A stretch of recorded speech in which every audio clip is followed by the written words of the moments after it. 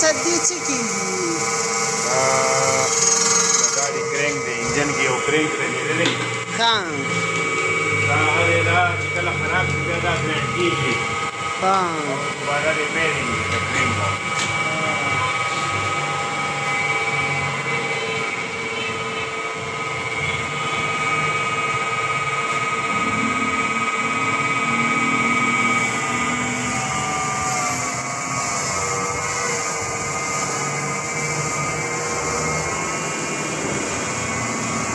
Bye-bye.